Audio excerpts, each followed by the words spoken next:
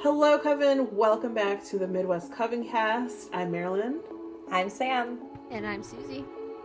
And it's going to be an interesting podcast. Suzie is remote this time, and we're struggling with the technology because we're getting old. Yay for pandemics. Pandemics. They're making some old dogs learn some new tricks.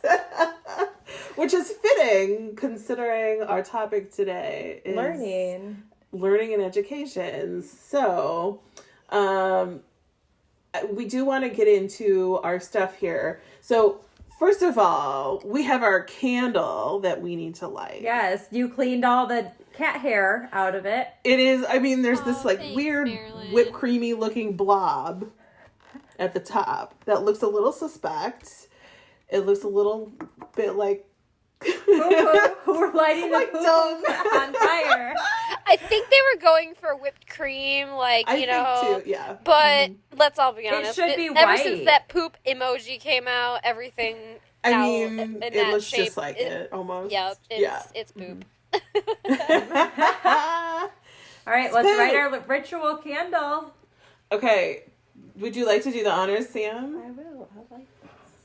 So I got most of the stuff off. The rest will burn off. Yeah, I think it'll be okay. It'll become one with the candle. It's not like the fire hazard it was last week. So.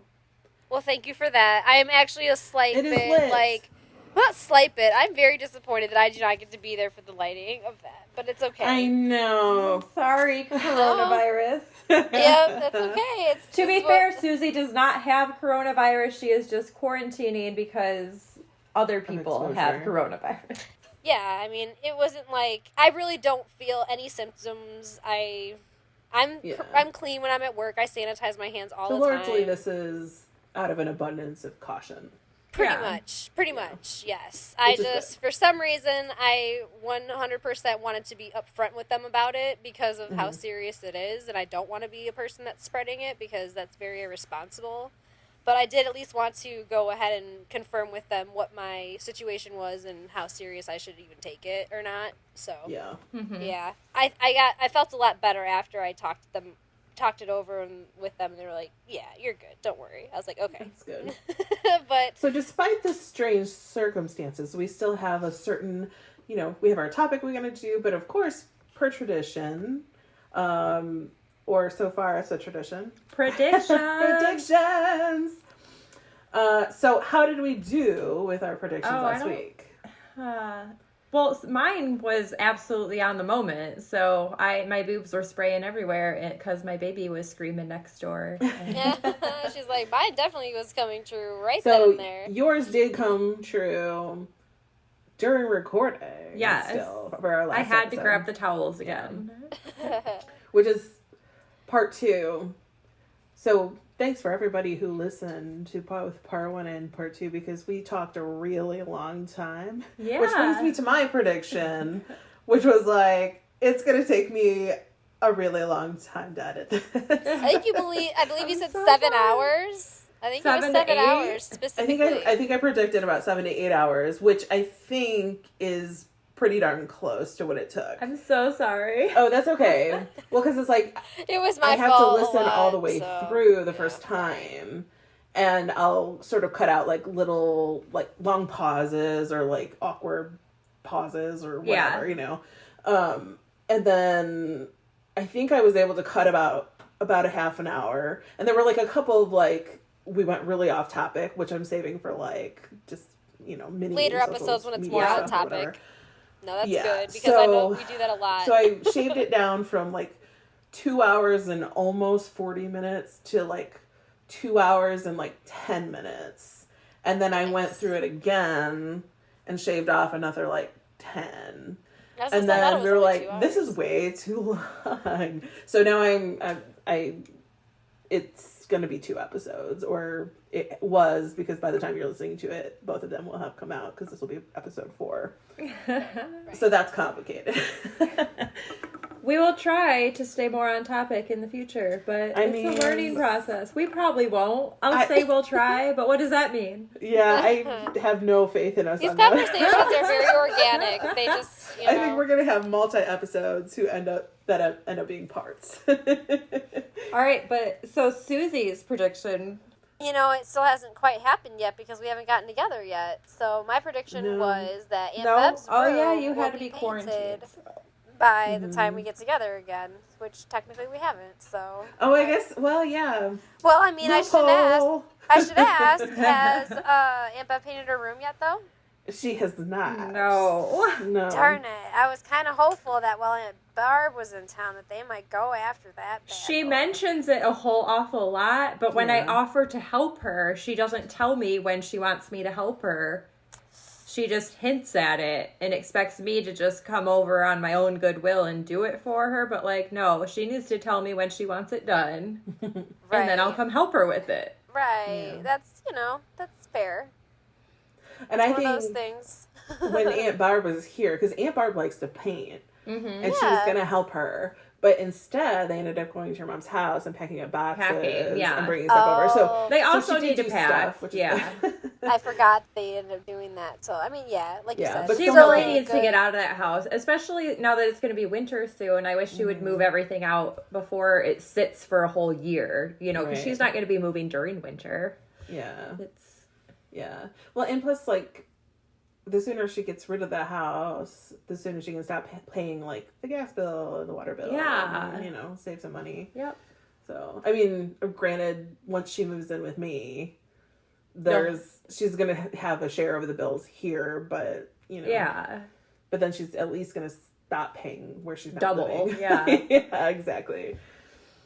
So we had 2 positive results, and then Susie's is still kind of TBD. What is up with my to be continued? Excuse me. What is up with my to be continued? I don't understand that. I have to say I haven't even thought of what my prediction at the end of this episode is going to be yet. I haven't thought about mine either, so it might end up being a little bit. I feel like I wrote it in a note somewhere. I had a good one, and I don't remember what it is either. So we resolved our predictions from last episode. So let's go ahead and sort of jump into our theme for the day, which is learning and education.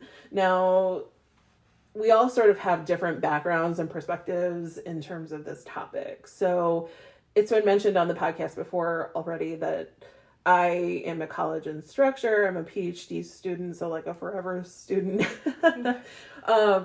So I'm coming at it from the perspective of someone who's both an educator and someone who has been in school for my almost entire life.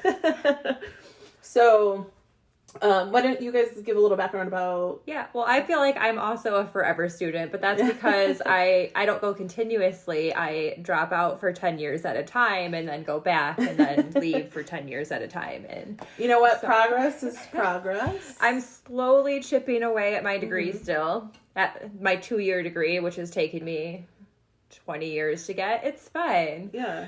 I got 2 kids. I joined the Army during all that, but and now I'm also a homeschool mom because this pandemic has graced my life that way. Yeah, I'm going to be interested to see kind of what our perspectives to that are, because this brought about a really big shift in the way that your kids are learning. Well, in both, and the way I teach too. So yeah, both my education and his education, because now he's learning at home and I'm having to do all of my educating myself from home, which is very distracting. So we'll get into that later. Imagine. So Suzie, why don't you give sort of your background as a student and sort of the other ways that this topic sort of interests you right now?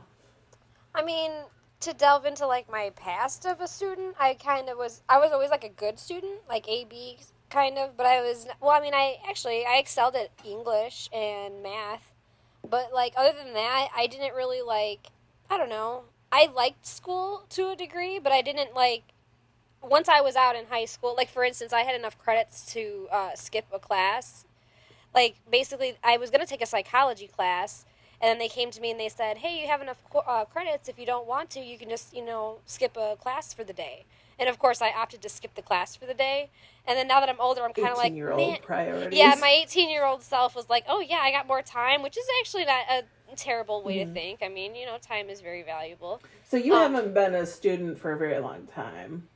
No, not since high school. I went to college for a couple courses and then dropped out. So, which, then I got experience is basically what I was trying to do. But you're considering going back, right? I am to a degree. Like, honestly, I'm kind of also very much a fan of YouTube college. I feel That's not really that thing, but no, like, I mean, you know what I'm saying. saying. You can learn a lot of things there. I feel like if I can at least apply reliability. Right, exactly. That's what I was just going to say. If I can go back and at least know more what I want to go back for and actually know its purpose, then I'll have more drive to put my efforts into it. Because that was my problem when I dropped out of college, was the fact that I did not apply myself. So I was wasting my time and my money, / my mom's. And so I did not want to do that. I was like, nope, I'll just go ahead and keep working. This seems to be what's working for me. But then I would also add, though, here that's important in terms of what we've talked about this topic before. You are a new mom, so you might be a future homeschooler mom. True, very true. Yeah, so you're kind of going to be deciding if you want to delve into public education or not for yourself or your child. To be quite honest, because of all the conversations that we've had and stuff, like, honestly, I already know in my heart I'm going to homeschool her. Like, there's no doubt about it. Because, I mean, they're going to be in kindergarten at the same time. Ooh, yeah. We can, have days we'll be able to do it together in co-op. That's what I was just going to say. We can have days where we can, trade children and we can teach them a special lesson for the week for each other. Dude, if you'll do math, I got science and English covered. I mean, there we go. And you know what's funny is actually, I don't know how, if Raven, but Corey's cousin also has a baby that's right around the same age as us, and so does his other cousin, Alicia. I wonder. Well, nah, never mind. I'm going a little too far there, but I'm just saying in general that we have a bunch of children that are right around that same age that we might be able to start a little baby coven and educate them. Yeah, be like, y'all want to homeschool, right? They'd be like, girls, you were crazy. Yes, but it's no, the best honestly, thing that we've done though. For honestly, Dylan, it's... Oh, sorry. Well, for Dylan, I mean, he has some special needs, I think, in terms of the way he needs to be educated. Do you want to talk a little bit about that? Yeah. Well, so just being his mom, I knew before we even started public school that it was going to be hard for him and that he was going to struggle with it. So I went to the principal before his first day of kindergarten. I was like, I need to get an IEP. Like, I'm not 100% sure I understand anything about it. It was my first time dealing with that. Can you explain to the audience what an IEP is? So it's an individualized educational plan. So if you have any type of special needs, you can get, I think a lower form of it is a 504 or 505 or something. But it basically allows them to do a whole list of different things. Like for Dylan, he gets breaks during the day if he gets overstimulated, because that's one of his big things, is that everything becomes too much and then he just shuts down. And then after he's done shutting down, then he just outbursts all the energy that he was taking in, which a lot of the times it's too much for him. So I knew that it was going to be a lot for him before we even started school. So I asked for an IEP, and the school said no. They said that they had to be observed in a classroom environment before they were granted the IEP. So we didn't get it right away. But then the very first day of kindergarten, I had him in an aftercare program as well as going to kindergarten because I was working at the time. And so he went to school, his first time on a bus, and we dropped him off, but then he took the bus to the aftercare afterwards. And so he went there and he didn't want to go on the bus. He didn't understand. Well, they had one person helping the entire kindergarten class get on which buses they need. None of these students have ever been on a bus before. And so Dylan ran because he was scared. He didn't know who this person was that was putting him on the bus, because it wasn't his teacher that he's been with the whole day. And so he got kicked out of that after school program the first day of school of kindergarten. But then things were not great at school either. He didn't like being in the classroom the whole time. He couldn't stay in his seat. So I got a call within the first week of his kindergarten from the school demanding that I made an IEP meeting. And I just kind of was like, oh, really? Like, you don't say. Okay, then. Yeah, like so now it was urgent because they did observe him. Yeah, and I was just like, I told you guys that he would need that. And now you guys are saying that it's an urgent issue because he's causing disruptions, which I knew he was going to cause. Like, but yeah, so we finally got the IEP, and it didn't really work for him. It just, even with the IEP, he was going to the principal's office almost every day. It wasn't always for a referral home, but... What kind of things were they able to offer you in the IEP? So it's changed over time. The first one, I believe he was allowed longer periods of time to do his work. And he also had, his own seat in the back of the classroom. So his desk wasn't among the peers. He had a paraprofessional assigned to him. So he had one-on-one with her, which she's great. She stayed with him from kindergarten on to first grade, and he would be in second grade now, but he's being homeschooled. So I believe she still would have been with him if they were doing school still. That's really great to find people that really are, they really care about who they're helping. Yeah, she had a lot of patience with him, because there were times when Dylan would be in the middle of a tantrum and he would stab her with a pencil. I think he tried to bite her before, and she just shows up every day for him and, tries to help him out. But at the end of the day, just public school wasn't a good environment, so... Well, I think this shows two things. A, the power of those, like, one-on-one or small group connections, because this isn't a secret to you, too, but I don't know if I've talked about this really in depth here on the podcast yet, but one of the things that I have a problem with in terms of higher education and even, like, down at the public level now is that class sizes are so freaking big that teachers can't pay that much individual attention to each student, and they need that, especially when they're that young, and particularly when they have needs like your son does. His whole first year was just problematic because of the overpopulation in the school system. So he was put in an overflow classroom for the district. So there was kids from all over town. They weren't just like for that school. They were from all the elementary schools. The extra kids got spilled into this room. And there was like 5 or 6 of them that were IEP kids with special needs or like heightened sensory issues. And so all of them in one classroom that wasn't made to be a kindergarten classroom. So the kindergarten classrooms are set up with a sink in the room and a washroom in the back. Well, this one wasn't. So the whole class would have to go together to go to the bathroom and to go to and that's a lot for new kids to learn, the process of just how the school day, so anything that kind of makes it different from what the other kindergartners are doing adds to it. And then they had a substitute teacher for the whole first half of the year. And so he had this teacher who was a substitute. It's not her curriculum that she was teaching, so she wasn't really engaged.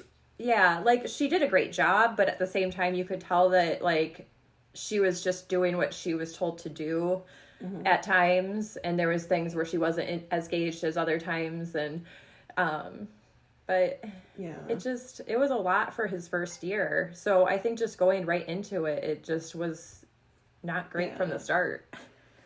Well, it seems like the sort of rigid structure of public education system now, like, I mean, it lacks, like, freedoms on the part of the teacher to teach like individual students individual things with their natural rhythm of learning.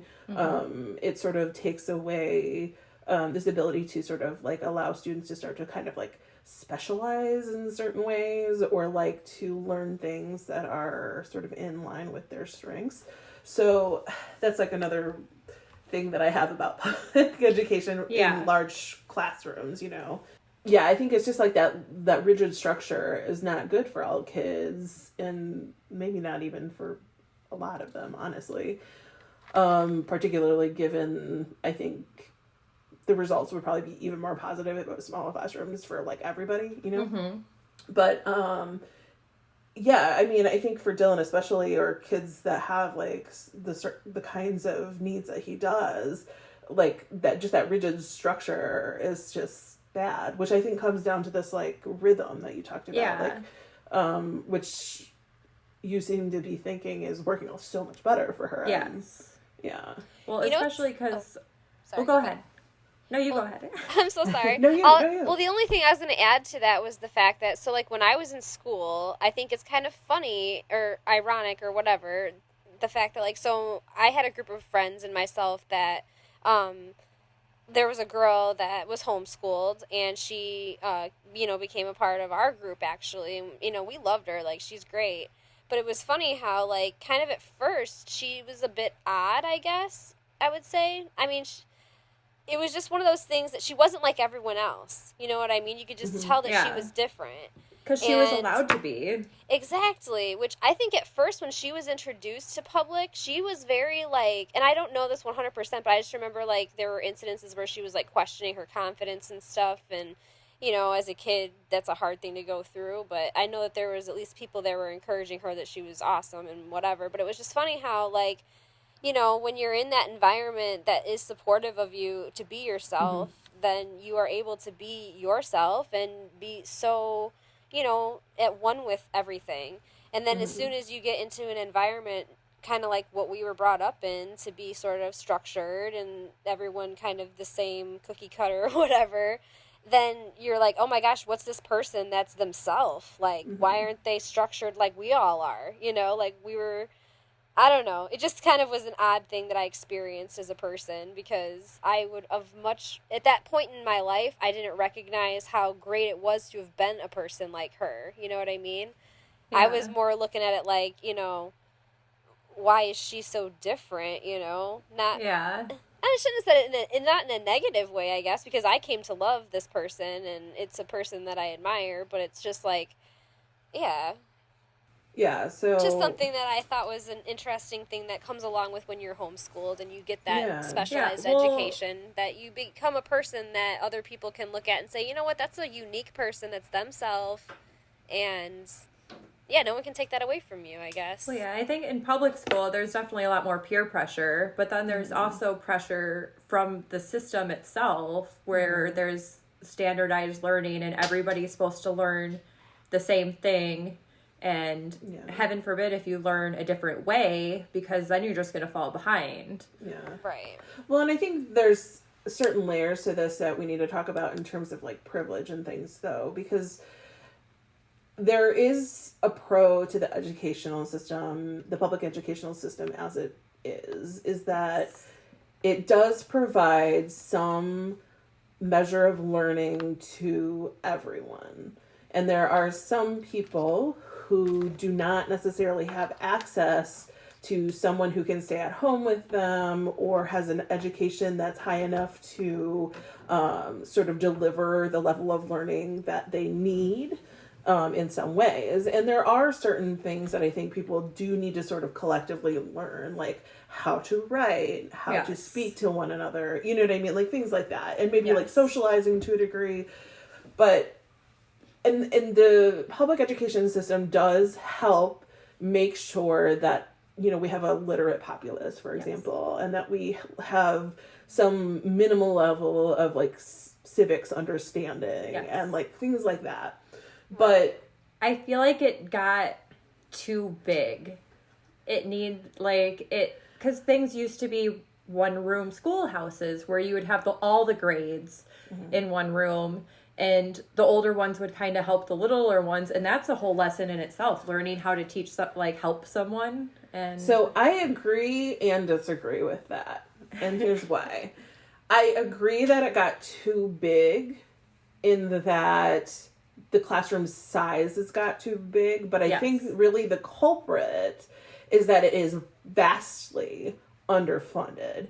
If we had more money put towards teachers and, you know, schools and things like that, we could build more schools. We could have more classrooms with fewer students in them. We could pay our teachers, you know, a good salary to where, you know, they have time to put individual lesson plans together for individual students. We can make sure students go to teachers who specialize in certain things. Yeah. You know, we could have such an amazing public education school system here.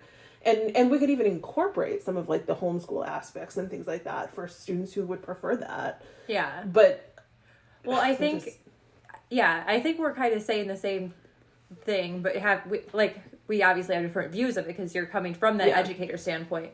But yeah, I think it needs to be smaller classrooms for sure. And then with the smaller classrooms, just that automatically brings more individualized attention and if somebody learns a different 100%. way, then you're able to teach both ways of learning because you have the time for that. Where if you have 30 kids in your room, you can only teach one thing and you hope it sticks with most of them. Yeah.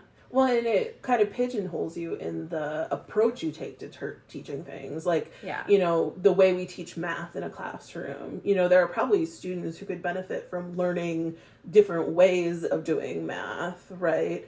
But it naturally needs to have a sense of conformity, kind of like what you were saying, because you have so many students that, you know, you can't go around and do really individualized, like, this is how you do it. If it works, if your brain works this way, or you could also maybe do it this way, you know? And it's really sad that we have so disinvested in educational structures in our society.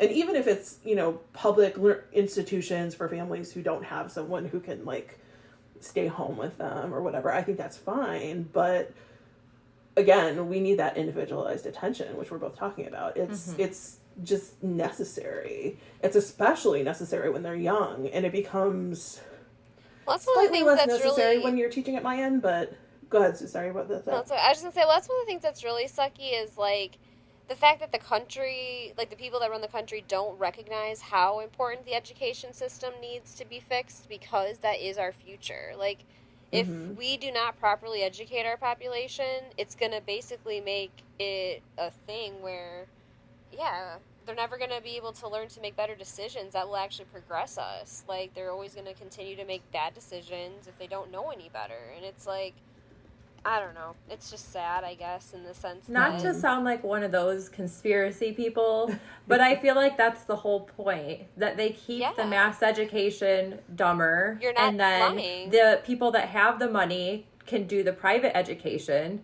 and then they kind of get to stay on top. Yep. And they get to stay on top of all these people that are giving them all their money. Yeah. Well, dude, I was playing Monopoly with Corey one day, and I actually got really mad because I didn't understand. So basically, we were playing, right? And well, this is a different part. I'm not going to go on that tangent that I almost went on. But long story short, I kept landing on the free parking, getting all this money, right? Well, he kept laughing at me, and I'm like, what are you laughing about? He's like, you don't have any monopolies. He's like, I'm going to win this game. I'm the only one with monopolies. And I was like, I don't understand. He's like, you might be landing on that free parking every time and thinking that you have stacks of money, but at the end of the day, you're going to land on that monopoly one time and give me all of that money. And it happened, and I got so mad, because it's true. Like, in life, if you, I don't know, it's just sad. Well, what's interesting is Monopoly, when it started as a game, it was created by this young lady. Like, it was like, well, I think she might even a teenager or something. I can't remember exactly. But it actually was created initially to sort of demonstrate or be critical of private land ownership and the way that land ownership breeds wealth, kind of. Right. And if you're of a subset of people or whatever who doesn't own land, you are at a disadvantage from the get, pretty much. Yeah. And that's pretty much what I've come to the realization of. It's like, man, I mean, obviously it's not a terrible thing to be like a consumer, but at the same time, like, I have been just a consumer. Like, I need to start switching my game up and being a little bit more on the producer side here because, my goodness. Yeah. Well, I mean, I'm not an anti-capitalist per se, but I definitely find really huge flaws the more pure our economic system gets towards capitalism. I mean, no economic system or system of governance is perfect in its purest forms. I think we need mixes of things. For example, our country has long been a mix of capitalist economy and sort of socialized economy. It's not purely socialist or anything like that, but it does borrow structures from socialist style structures. We have police departments and fire departments. Well, and I think that's maybe what the fear is in giving more money to education. It's but at the same time, it's not anything to not invest in. I think that people are I don't know, fearful that if they give more funding. Well, this brings us back to a point actually that I wanted to make. Is that, Sam, you mentioned, all the rich people send their students to private education facilities and things like that. Well, they have smaller class sizes, more precise paths of learning, things like that. All things that the public education does not provide. And a lot of private, Oh, no, go ahead. A lot of private schools, I believe, also, they offer electives at younger grades. So, where public education, you take the same classes as your peers. I think they start younger at where you get to choose kind of your special paths. I don't know about that 100%, but it wouldn't be surprising in any way, shape, or form to me if that was true. And, but yeah, I mean, it's really funny because there are certain elites who sort of downgrade or try and disinvest in public education. But yes, you're right. They'll send their kids to the best of the best of the best. Mm-hmm. And because they do understand that education is important. Because I feel like there's a quote or something like that. I'd have to look it up. I might be just making this up myself. I doubt it though. But I think that one of the worst things for a tyrant is an educated populace, because they understand it can make connections to, what's going on in the world and why it's happening. And if, we plebes understand that, then we can rise up. Yeah, true. It keeps us docile. Yeah. Which is what they want. But I mean, that's why I think it's so important to see who wants to make investments in education and public education and who's trying to take those investments away. Well, that's why I'm so excited. That sounds weird, but I'm excited about what's happening right now with education, because a lot of the parents are fed up with the e-learning that the schools have been forced into, but at the same time, now they're able to see what the public classroom kind of looks like, even though it's a completely different outlook on it now, but they could see some of the structure that they have to follow and all that, and that it doesn't work for their kids.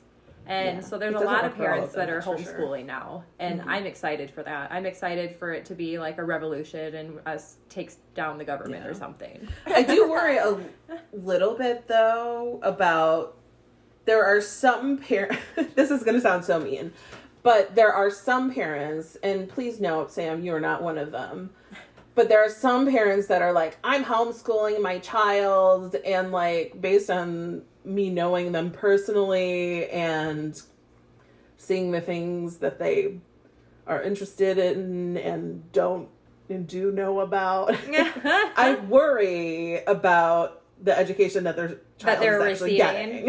Yes. That it's not, well, see, I didn't make my own curriculum.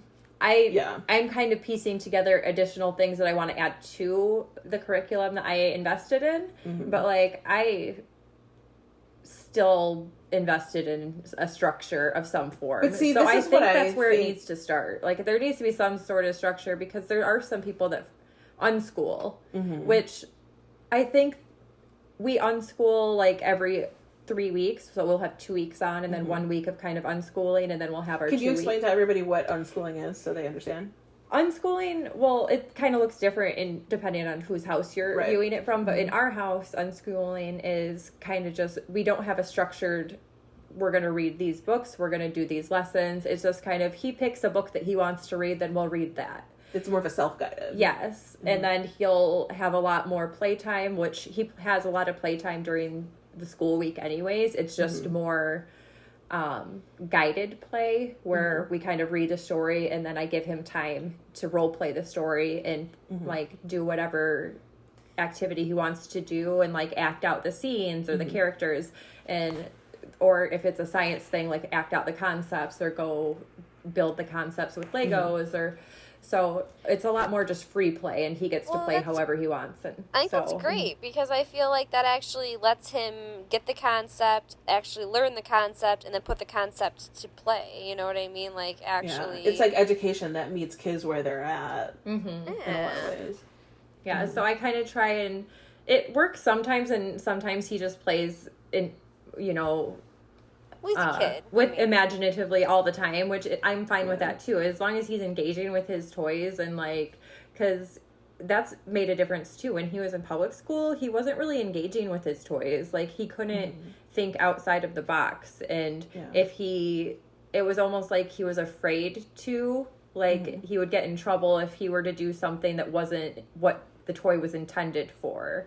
Yeah. So I had to kind of teach him how to play with a lot of things. Well, honestly, I feel like as a college instructor who sees like some of the downfalls that the public education system has on students that are coming into the university, I feel like that kind of education allows students to sort of take ownership a little bit more of their education, and also encourages, like I was saying before, that like sort of self-guided education, because when you get to university, it's a little bit different than high school. Like, yes, you go to lectures, you're assigned readings, but a lot of that, you know, you're not necessarily being completely guided through it. Some of it is on you to make sure that you get the work done, that you know, do research for your own papers and things like that. It's not just handed to you. And a lot of that is, you know, the way that people have an issue with that in university, I think, is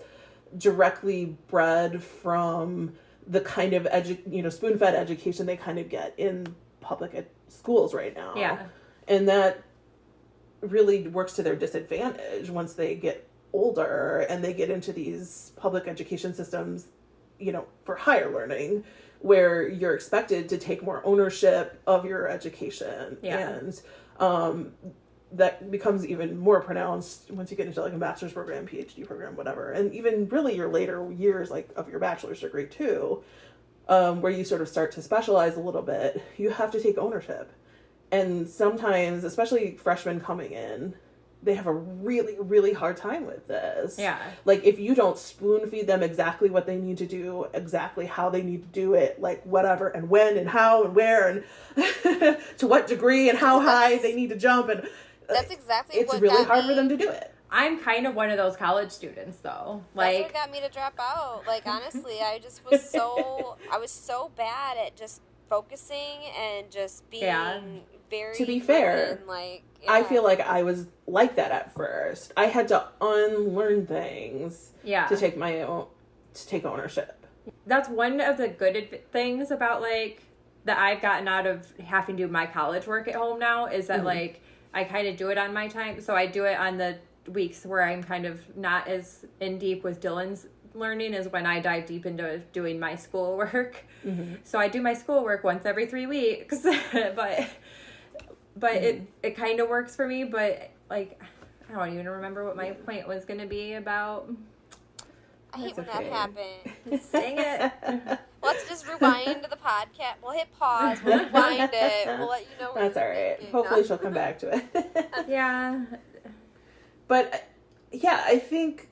Oh, about being spoon fed. But now, so not being in the class and seeing what everybody else is doing. Now I just kind of do what I feel I need to do and turn the assignment in, and I don't have to like compare it to everybody else and make sure it's better than all of theirs, or at least at par with all of the, you know. The peer pressure's not there, and the comparison factor is not intimidating your output. Like, and being in like a creative class, that's helped me a lot, because now I can just like do things that my mind goes to and not be like, be triggered by their idea, and like then my brain is only focused on things relating to that, which I get distracted easily. So it's gonna be interesting as the teacher to see like how different, because like as you were saying, sometimes people might actually feed off of one another's inspirations.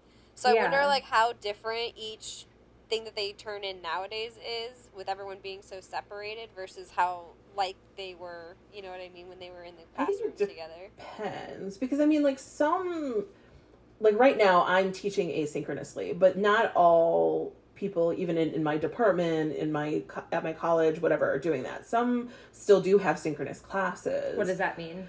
So synchronous means like you meet at a certain time in a certain place. Okay, yes. Like even online, like if it's on Zoom or whatever. So it means like there's like real-time interaction. Asynchronous means you do not meet at a certain time in a certain place. Like your lectures are probably going to be like videoed on YouTube, and you're going to have an activity that is sort of self-led online and like due by a certain time or, you know, whatever. But you're not necessarily in class or actively working necessarily with anyone else in your class to do it, right? You're doing it sort of on your own time. I mean, there's probably like some schedule, like a due date or whatever, but you know what I mean? So that's synchronous versus asynchronous. So right now I'm teaching asynchronous, and like one of the things that I do miss about that are the interactions with students, because I mean, even in my own educational experience, I learned a lot from the students too, like in like conversations that you have in the classroom and things like that. Questions you might not think to ask yourself. Go ahead. Oh, no, I was just adding. Oh, you were just commenting. Sorry. I was just basically saying that sometimes you might get questions that you wouldn't have thought to ask about a subject from a... when other people ask things, Yeah. Sorry.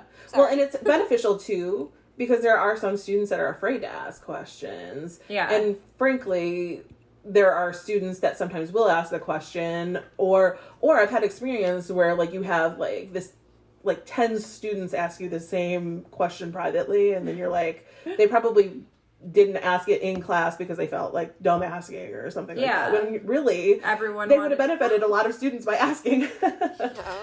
But yeah, so I do miss that interaction and sort of that learning amongst one another, you know, and from one another. Because, you know, and honestly, there are sometimes, even now, that sometimes I learn things from my students, like when they're doing their research papers and things like that. Because, you know, particularly in the second half of the 2 core sequence that I tend to teach, the second half is like a research project that they're doing typically on a subject that relates to their own major and things like that, which are sometimes outside of my knowledge realm. Like I can help them in terms of like structuring their papers and how to go about research and things like that. But, you know, particular nuances having to do with a particular subject area or something, you know, I learn things from them, you know? Yeah.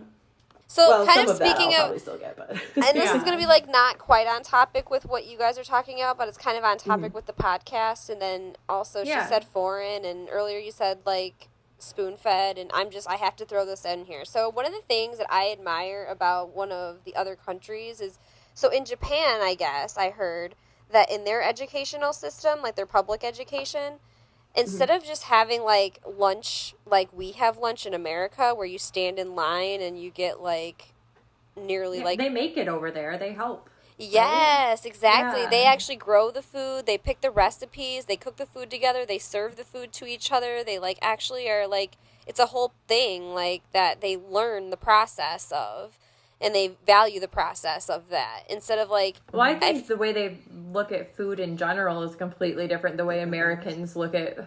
Yeah, culturally. Well, that's what I'm saying. Like, when I was in high school, what did you see? A whole bunch of kids standing in line waiting for a packaged lunch. Food. Yeah, just to be given to them so they can scarf it down real quick and blah, blah, blah. I'm not sure how long they take for their food, but I'm sure they actually probably take more time on their food as well. But you got to think, when they're cooking, they're doing math. They're using manners. They're sharing and like helping. Exactly. Like there's such value to that entire process that we just completely skip over here in America. Whereas we could literally like make that a part of the education that they get every day, And then they'd practice it every day and bring it home every day. And, you know, it'd be a good thing. But for some reason, America just doesn't see that as a good investment, I guess. But, yeah, we could restructure that. And I think it would be helpful as a country because honestly, whenever I've talked about that to anybody else, everybody sees the benefit of it. Everybody is very admirable of the fact that they do that. So it's like, why have we not adopted those good things? Like, I think, well, this is maybe a little conspiratorial of me, but nope, it is, honestly. I don't know where you're going, but I wonder if it has kind of to do with our capitalist structure, because, like, yes, you can go to the grocery store and whatever, but capitalists make a lot more money when we eat out. Right. And honestly, well, it's the same thing. If you keep on feeding your brain bad food, then you don't become more educated to feed it better food. And the more educated you are, the better you eat. And you don't feed into all that crap that they all get money for. Mm-hmm. You grow your own vegetables at home and you eat organically. And they're like, well, there goes a consumer. Or secondhand after the tomato has been sliced at a restaurant. It's served to us. Yeah, so, you know, like, growing our own food and making our own food at home, it's it doesn't really go hand in hand with our capitalist service industry. Right, that's what I'm saying. Like, they're like, oh no, we want them to be a consumer forever, so let's make sure that they're feeding their brains and their bodies this stuff that they want to continuously feed them. And we need to start a revolution. That's what we're doing here. We call it a coven, but I mean, what else? It's a cult. It's fine. Yeah, that's what I was joking. I was like, oh no. But no, honestly, it's just true things that people, I'm sure, also resonate with around the world. That, you know, if we all agree on stuff, why don't we, you know, let our voices be heard? I don't even think they have cooking and home ec in a lot of high schools anymore, or I never took junior cooking. High schools. I took sewing, so I had one of the two choices, you know what I mean? I could take this or this, not both, of course. Yeah. Well, I mean, if you think about it, as public education gets defunded, what are the first things to go? Yeah. Your art programs, your home ecs, your, you know, maybe shop programs, although those probably stay around a little bit more because they do have some practical application. Mm-hmm. But, you know, after the arts programs are pretty much gone, those are, you know, the home ecs, like I say, the construction, whatever. That's nice to go. Automotives, yeah. Yeah. Mm-hmm. Yeah, and that's what we need educating on. We need more. We need people that want to do that stuff so that we continuously have that. Yeah. Well, that's what I don't know how political we want to get on this podcast per se, but I mean, we have kind of in this episode went there. Yeah. But we need to be careful about who we're sending in. Are they people who are proponents of public education and educational reform and investment in public education? Or are they people who want to privatize everything and, like, you know, figure out the best way to make a profit off of education and disinvest everything for, like, the public good? It's important that you're aware of, you know, where your politicians stand on those particular topics. And I won't get, like, so political that I'll endorse a particular party or anything, but there tends to be a difference in the two major parties and where they stand on those issues. So that's important, I think, for everyone to understand, you know, regardless of what their position is, to be educated on that and know who and what they're voting for. Mm-hmm. Well, and again, to know the ripple effect of some of that stuff, because, again, like, if you get people that don't care anything about education, then it's, again, going to get worse. So if you get people in office that actually do care really about it and are going to change it for the better, then, it could really go upward for our future. Yeah, I mean, like I said before, I think that investing in public education is one of the biggest and best things we could do. It would provide, like, so many good middle class jobs. If we had more teachers and just, like, less students per, like, we could be, like, almost an educational economy in some ways, you know? And we've sort of moved away from that. And that's the other sad part about that is that stifles innovation in our country too, because people aren't Yes. educated enough to have it. I feel like the people that run our country have obviously never played SimCity, because the bigger your populace gets, the more schools you have to build. And you just have to build them. Otherwise, your whole town collapses. Well, because it's so true, because if you don't have the people educated to know how to keep up with the new, like, technologies, even just to keep up with the old, like, structures that we have, you know? Like, yeah, exactly. It's something that's going to The world gets more dangerous the less educated the people get. Yeah. Because there's going to be more crime, there's going to be more accidents, there's going to be more poverty. Literally like SimCity. Yeah, like they need our elite need to play SimCity. Like go. I think that they do play, or they might be familiar. I think they're aware of what they're doing. They're very manipulative of the culture. Or well, I think with everything being so profit driven, the elite, you know, they want everything for themselves. And they already have it all. Power. They want to keep it. They want to keep what they have and not share it with the Commonwealth. Yeah, pretty much. And that creates a whole kinds of problems. But yeah, if we invested in public education, we could have more sort of educational freedoms among, you know, educators themselves, and for the students to sort of choose their educational path and like whatever. But we don't have the infrastructure for that now because we've so disinvested. It's sad for society and the kids and everybody, really. Yeah, there's a lot of people that need to be working, so they need the public education system, but like it just needs to be better, because it's if that's the only option and this is what our standard is, it needs to be better, because it's I agree. It's not working. No. Like, and I agree that we need like some standardized education, as I said earlier, you know, but you know, we need those freedoms, and you know, they just need to invest more into teachers it. More say in the paths that education in their classrooms or within their own lives is taking. So, and I don't think the standard needs to be so rigid either. Like if there's a kid that takes an extra year to catch on to reading than his classmates, I don't think that's something that should hold him back a whole letter grade. He should be able to move on and just get the extra help with reading that a lot of schools used to offer that, but now they don't have the funds because the funding's been pulled, that they don't have the extra reading resources. They don't have, so they have to keep them behind. And it's doing such a disservice for their self-esteem, their learning process, their growth in general, like, because if they can learn the material of the next year just at a slower pace, then they should be still learning that material at that slower pace.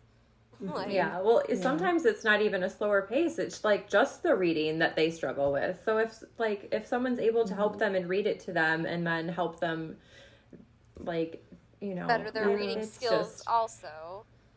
Yeah. Yeah.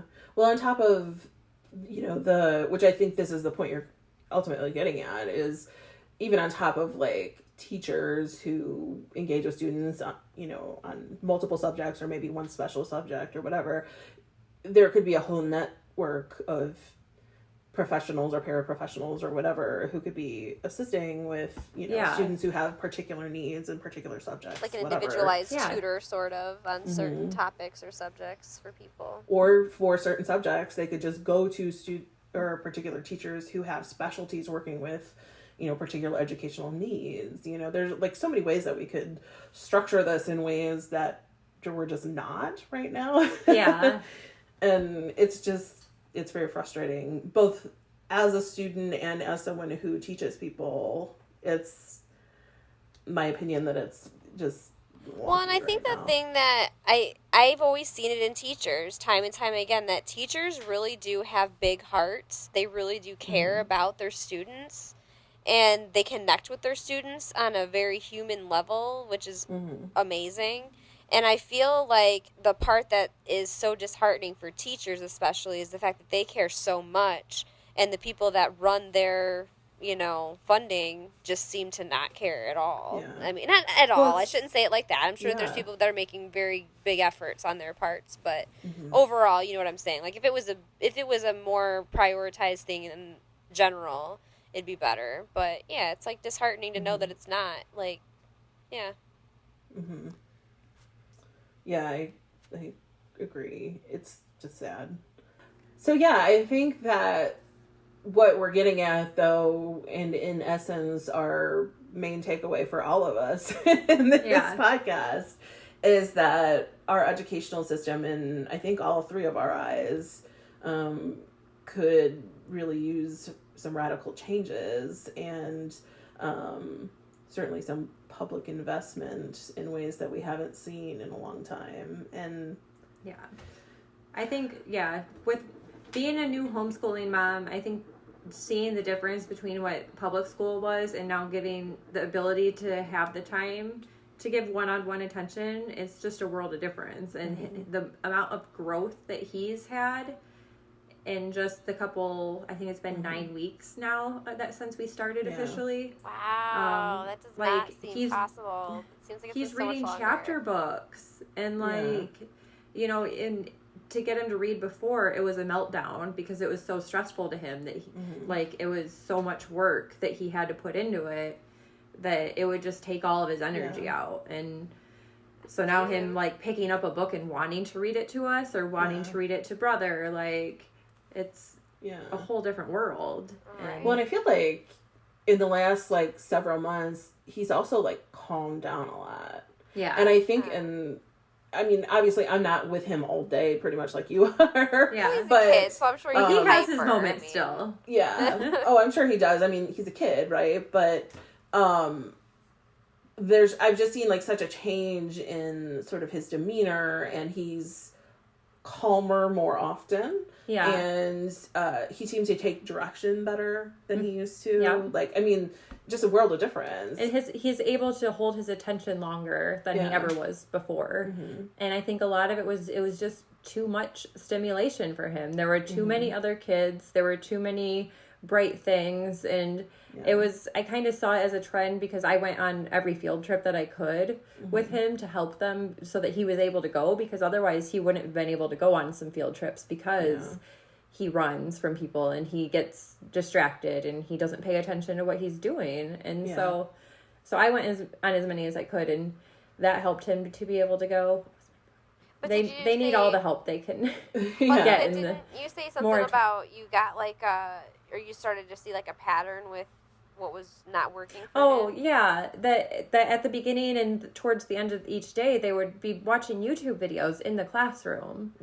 And to me, that just didn't make any sense as a parent, because I'm they tell me screen time's bad, and here they are in the public school system showing all this screen time. And especially now with e-learning during the pandemic, that's all it is screen time. And me knowing my kid, after he's exposed to stuff on a screen, he's automatically heightened and stimulated, and he can't calm himself down because it's such a stimulating thing that he just can't process anything. Yeah. So even in the direction that e-learning and the public education system has gone as a result of the pandemic, you have also have to you still would have had it shifted, because he still would have had issues with focusing and participating online. We decided to do homeschooling even before they decided that it was because we just knew we couldn't do the e-learning. There was no way I could have had him sit in front of the screen for that long and then expect him to function and focus and be able to learn and grow. It just would not have been conducive to his learning style or his. Yeah, I totally understand that. So I don't know. I guess let's just ask our coven, what are your thoughts on the public education system or private education system or homeschooling, or what have your experiences been? Find us on our social media sites and tell us, Yeah, especially with this pandemic, how things have changed for your family, and if it's changed for the better or if you're struggling. Yeah. And honestly, another thing that might be helpful too is, with Sam, I feel like if they were struggling with the public school and the way that is, maybe if they were interested in some homeschooling techniques to try out with their own children.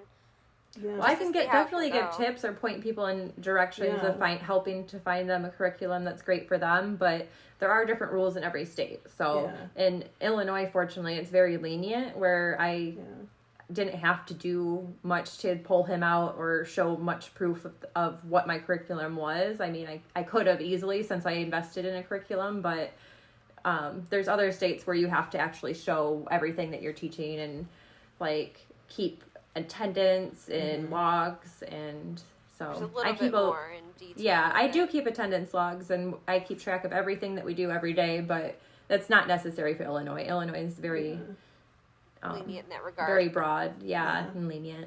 Well, and I mean, I think if they have tips and tricks or activities they do or whatever, they can also share that with us. Well, you could follow me on my Instagram at the Haphazard Academy.